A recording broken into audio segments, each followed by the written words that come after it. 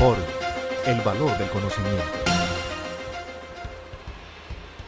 Bienvenidos, esto es Fórum Académico, soy Wilmar Campo. Quiero en esta oportunidad compartir con ustedes una sentencia del Consejo de Estado en relación con un asunto bien interesante que es la declaratoria de nulidad de uno de los apartes del decreto 862 del año anterior.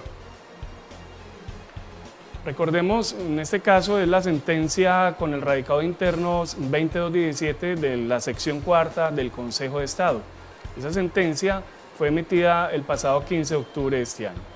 ¿En qué consiste la situación? Recordemos, en el proceso de creación del impuesto de renta para la equidad, en la ley 1607, acordémonos que estamos hablando de los artículos 20 al 37 de la citada ley, allí se estableció la necesidad de establecer, digamos, un mecanismo de retención en la fuente sobre el impuesto de renta para la equidad.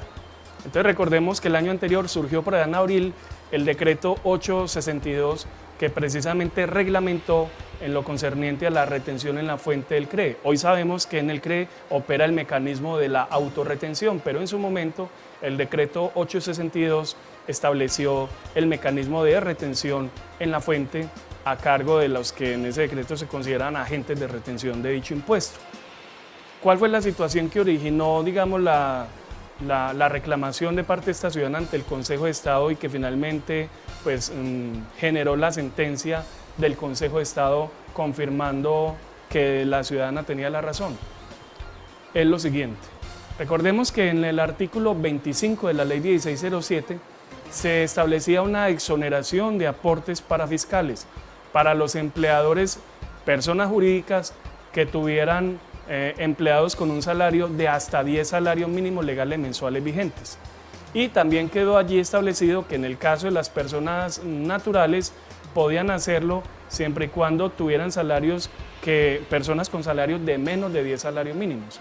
Esa dicotomía en la expresión hasta 10 salarios para las jurídicas y menos de 10 para las naturales es lo que plantea la disyuntiva del decreto reglamentario 862, porque ese decreto reglamentario entonces estaba hablando de que la expresión que allí se contenía en el inciso primero era menos de 10 salarios mínimos legales mensuales vigentes como condición para acceder a la exoneración de aportes parafiscales.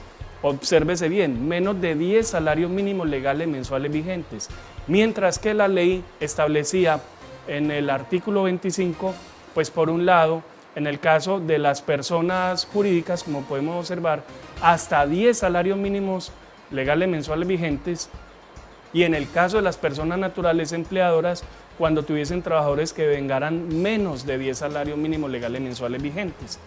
Como podemos ver, hay en el decreto 862, lo que hizo el gobierno nacional fue unificar tanto a las jurídicas como a las naturales el beneficio de la exoneración por aquellos empleados que vengaran menos de 10 salarios mínimos. Y entonces allí no, digamos, dejó por fuera la posibilidad de que muchos pudieran acceder a esta exoneración porque tenían trabajadores, por ejemplo, que devengaban un salario integral. Recordemos que el salario integral, por disposición del artículo 132 del Código Sustantivo del Trabajo, se da por un monto en salarios mínimos de 10 salarios mínimos como mínimo.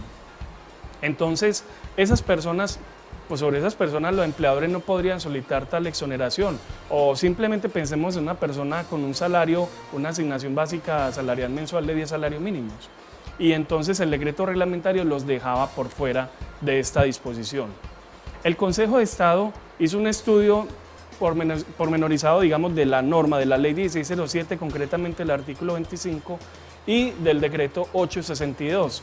El argumento del Ministerio de Hacienda se basaba básicamente en que allí había una posibilidad, una escala de, digamos, de consideración del beneficio y que lo que ellos hicieron fue tomarlo por menos del tope máximo que exigía la ley.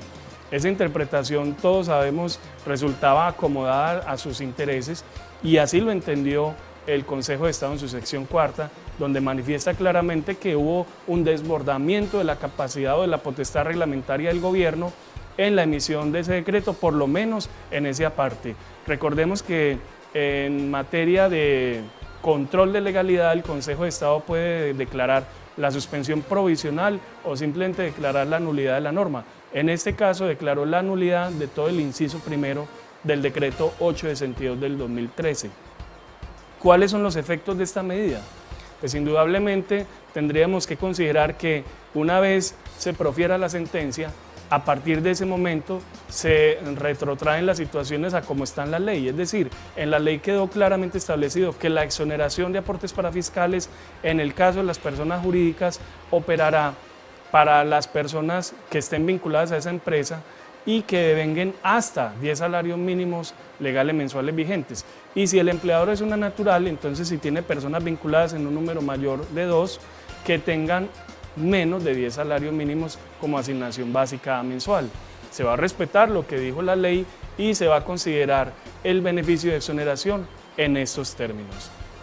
Si usted quiere ampliar esta u otra información de carácter tributario, pues no duden en visitar nuestra página www.forum.com.co. Hasta pronto. Forum, el valor del conocimiento.